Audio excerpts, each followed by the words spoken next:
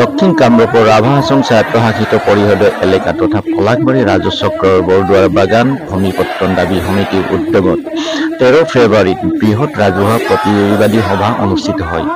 বৃহত্তৰ বৰদুৱাৰ বাগান ৰাজহ গাঁৱৰ ৰায়তসকলক ষড়যন্ত্ৰমূলকভাৱে উচ্ছেদ কৰিব খোজা চৰকাৰী সিদ্ধান্তৰ বিৰুদ্ধে এই ৰাজহুৱা প্ৰতিবাদী সভাখন অনুষ্ঠিত হয়। উল্লেখ্য যে ব্ৰিটিছ ঔপনিবেশিক চৰকাৰে ইষ্ট ইণ্ডিয়া কোম্পানীৰ উদ্যোগত 1861 চনত কামৰূপ জিলাৰ পলাশবাৰী ৰাজচক্ৰৰ বৰদুৱাৰত চাহ খেতিৰ পাতনি মেলিছিল।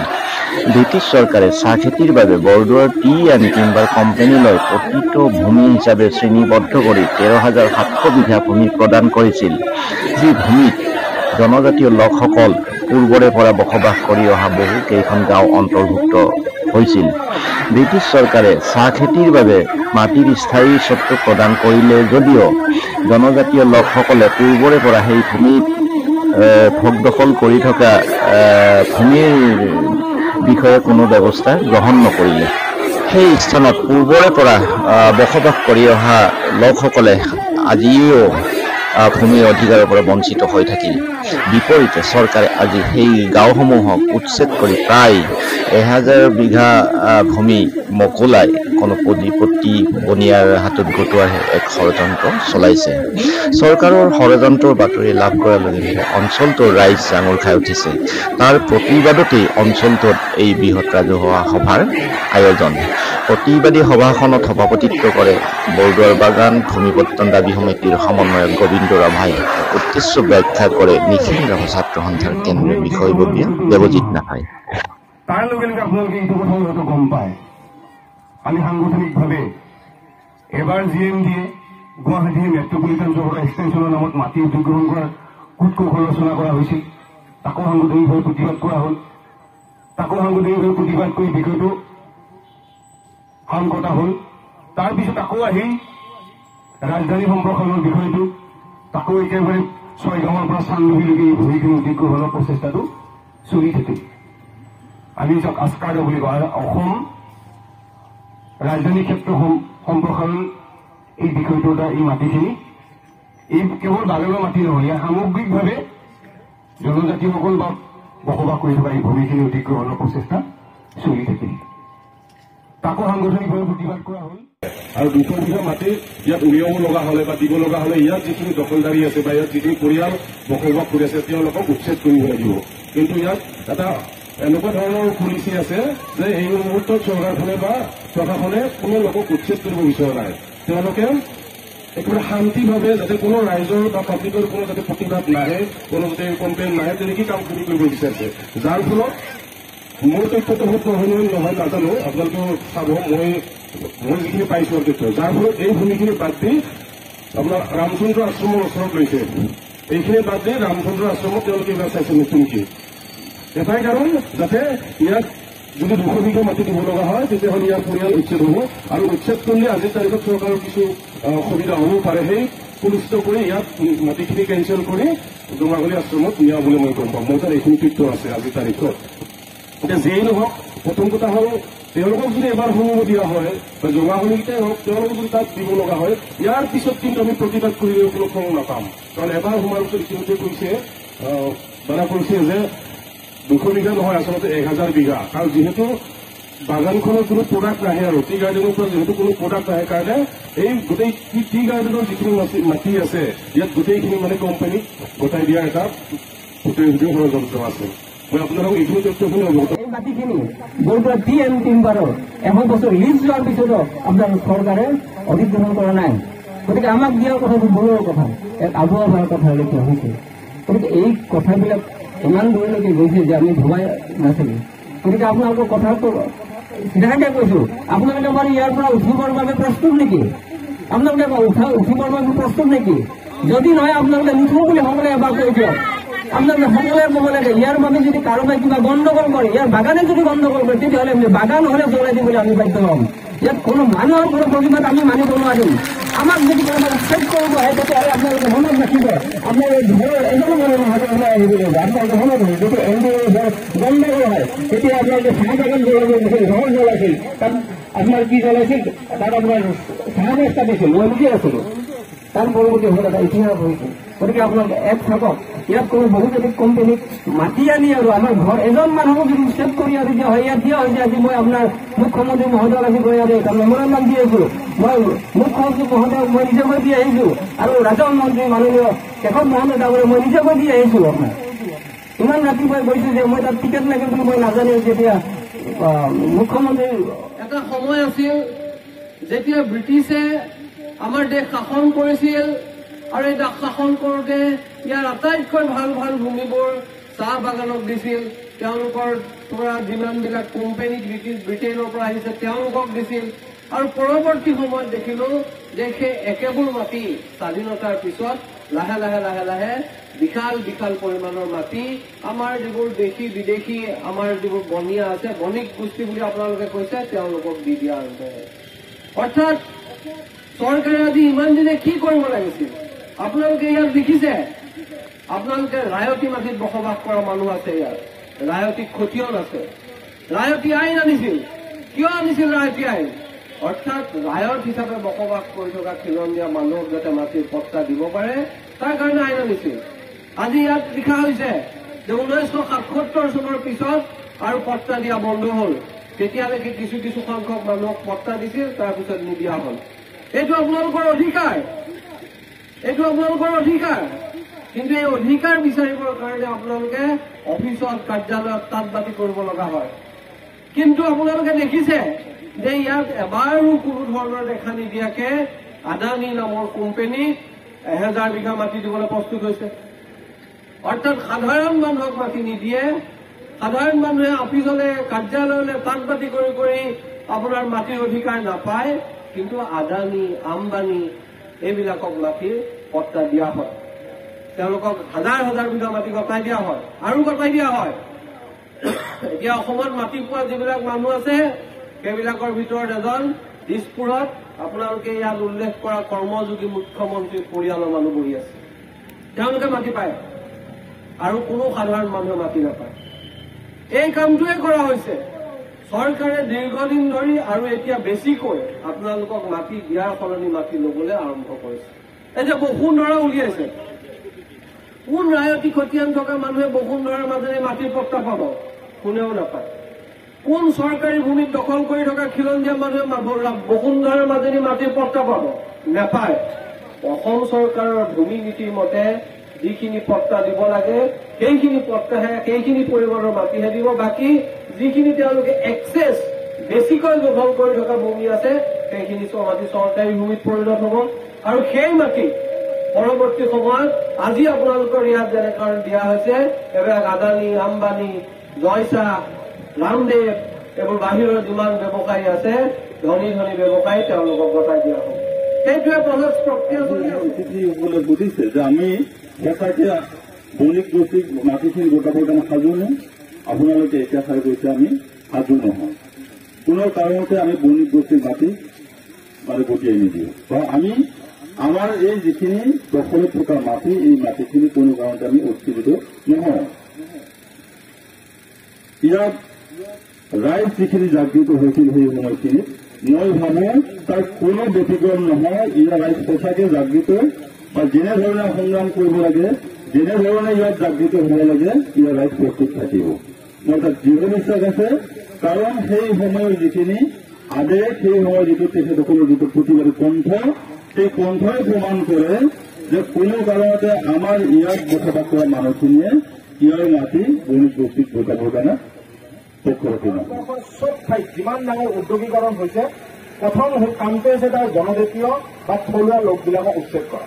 সেই সত্যটো কিন্তু আপোনালোকে মানি লওক। গতিকে সংগ্ৰামখন যদি ইয়াৰ পাছত নচলে, 50 বছৰৰ ভৱিষ্যত হৈছে সেইটো। আৰু 2016 চনত আমাৰ তেতিয়া চৰকাৰখন কি বুলি আহিছিল? জাতি, মাটি আৰু ভেটি। জাতি গ'ল, এতিয়া মাটি আৰু ভেটিত ধৰিছে। গতিকে এই জাতি, মাটি, ভেটি ৰক্ষা কৰা সংগ্ৰামখন আগত সময়ত আৰু কিছুদিন পাছত কেনেকে কৰে সেইটো কিন্তু দায়িত্ব আপোনালোকৰে, আমাৰ নহয়। আমি বহুত দূৰৰ পৰা আহিম, কালি ইয়াতে উচ্ছেদ হ'ব, কোনোবা এজনৰ আমি খবৰ পালে যে অমুক টকা দিয়া হৈছে, তেওঁ প্ৰথমে কামটো আৰম্ভ কৰিব। চব ঠাইত এইটো হয়। প্ৰথমতে যিটো প্ৰথম প্ৰক্ৰিয়াটো হৈছে যে আপোনালোকৰ মাজত বিভাজন আনিব, কিছুমানক পইচা দিব, ইয়াৰ পৰা বেলেগ ঠাইত যি ক'ৰবাত আপোনালোকক সংস্থাপন দিয়াৰ কথা ক'ব বাস্তৱত নহয়। কাৰণ আমি নগাঁৱৰ নীতিন বাবৰি এতিয়াও তাৰ কেছ চলি আছে, আমি কেছকেইটা চলাই আছো। তাতে এই ধৰণৰ জনজাতীয় মানুহৰ মাটি যি নিলে কোনো ধৰণৰ ক্ষতিপূৰণ নিদিলে। আজিৰ পৰা কিছুদিন আগতে কিছু বছৰ আগতে আপোনাৰ ৰাভা ষ্টুডেণ্ট ইউনিয়নৰ এখন দুধনৈত সন্মিলন হৈছিল, বহু বছৰ আগৰ কথা।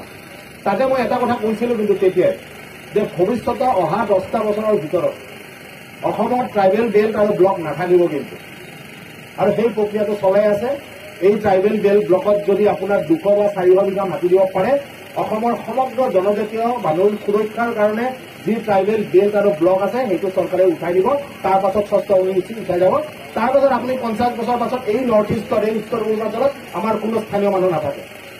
বহিৰাগত মানুহ আহিব, তেওঁলোকৰ উদ্যোগ হ'ব, আৰু আমি স্থানীয় মানুহবিলাক সেই উদ্যোগবিলাকৰ চকীদাৰ মজদুৰ হ'ম। এই সূত্ৰটো আপোনালোকে মানি লওক, আৰু সংগ্ৰামখনৰ কথাবোৰ হ'ব। এজনে খুব ভাল প্ৰস্তাৱ এটা দিছে, তেওঁ মচুলি সম্ভৱতঃ ৰাভা কাউন্সিলৰে মানুহ সদস্য।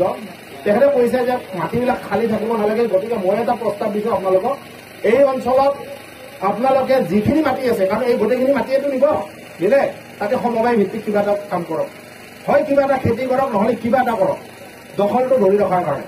এবাৰ যদি দখল এৰি দিয়ে তেনেহলে সেই দখল কোনোদিনা ঘূৰি নাহে। এইখিনি কথা কৈয়ে মই বক্তব্য সামৰিছো। ধন্যবাদ। ৰায়তী আইনৰ 1972 চনৰ যিখন টেনেন্সি এক্ট, সেই আইনখনৰ মতে যিসকলৰ খতিয়ান আছে, খতিয়ানখন বাৰু পূৰ্বপুৰুষৰ নামতে থাকিব পাৰে, সেইটো ডাঙৰ কথা নহয়। সেইসকল ৰায়তে 5 number 6 number form fill up কৰি SDC অফিচত আৰু DC অফিচত জমা দিলে, সেই 5 নম্বৰ 6 নম্বৰ ফৰ্মত দিয়াৰ পিছত খাজানাৰ 50 ভাগ, মানে আজি যদি এবিঘা মাটিত 100 টকা হয়, তেতিয়াহ'লে আপোনালোকে ট্ৰেজাৰী চালানৰ জৰিয়তে 5,000 টকা জমা দিলে আপোনালোকৰ নামত সেই মাটিটো ম্যাদী হৈ যাব। সেইটো আইন। তাত বসুন্ধৰা অসম চৰকাৰৰ 89 পলিচি কোনো অৰ্থ নাই। 1972 চনৰ আইনখনে আপোনালোকক সেইটো দি থৈছে। এতিয়া কোনোবাই 5 number 6 number form fill up কৰিছে নেকি?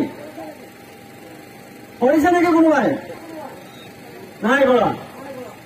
সেইটো আপোনালোকে নকৰিলেও চৰকাৰে কৰিব লাগিছিল।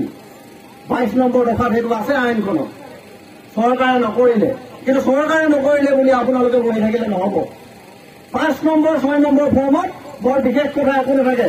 মাটিৰ আপোনাৰ নাম কি, খতিয়ানদাৰৰ নাম কি, মালিকৰ নাম কি, আৰু আপুনি কিমান মাটি দখল কৰি আছে সেই কথাকেইটা লিখি, আৰু যিজন মালিক আছে তেওঁৰ নামত পঠাই দিলে, তাৰপিছত হিয়াৰিং এটা হ'ব। সেইটো কাৰণে কোনো উকিলৰ প্ৰয়োজন নাই, আপোনালোকে নিজে গৈ জমা দিব পাৰিব। আৰু ৰায়তী কেছ হিচাপে লৈ আপোনালোকক 6 মাহৰ ভিতৰত লাগিলে 2 মাহৰ ভিতৰত নহ'লেও 3 মাহৰ ভিতৰত হ'লেও মাটি পট্টা প্ৰদান কৰিব লাগিব। সেইটোৱে হ'ল আইন। সেই হ'ল ৰায়তীসকলৰ ভিতৰত। যিসকলে ৰায়তী খতিয়ান নাই, ধৰি লবি এজন মানুহে কিমান মাটি পাব পাৰে। এখন চিলিং আইন বুলি এখন আইন আছে, নাম শুনিছেনে? চিলিং আইনৰ নাম শুনিছেনে নাই? নাই শুনা। সেই আইনখনো আহিছিলে 1956 চনত, যে এজন মানুহৰ ওচৰত কিমান বেছিকে মাটি থাকিব পাৰে। তেতিয়া ধনী ধনী জমিদাৰবোৰৰ ওচৰত মাটি বহুত আছিল। সেইকাৰণে দুখীয়া জনসাধাৰণক, কৃষকক বিশেষকৈ মাটিবোৰ দিবৰ কাৰণে সেই আইনখন আহিলে। এজন মানুহৰ ওচৰত সৰ্বোচ্চ 50 বিঘা মাটি থাকিব পাৰে চিলিং আইনৰ মতে, তাতকৈ বেছি মাটি থাকিব নোৱাৰে। সেইকাৰণে কাৰোবাৰ যদি দখল আছে মাটিত, অসম চৰকাৰৰ দায়িত্ব হ'ল সেটেলমেণ্ট অপাৰেশ্যন বুলি যিটো কয়, ৰাজহ আদালত, ভূমি বন্দোবস্তি বুলি কয় অসমীয়াত, তাৰ জৰিয়তে জৰীপ কৰি এজন মানুহক বিনা পইচাত 50 বিঘা পৰ্যন্ত মাটি সেটেলমেণ্ট অপাৰেশ্যনৰ জৰিয়তে দিব লাগিব। সেই আইন অসমত আছে। চৰকাৰে সেইটোকে নকৰি বসুন্ধৰা আইনৰ জৰিয়তে চৰকাৰী মাটি কিমান আছে বুলি কৈ আমাৰ মাটিখিনি ল'বলৈ চেষ্টা কৰিছে। গতিকে সেই কথাটোতো আমি সচেতন হৈ থাকিব লাগিব।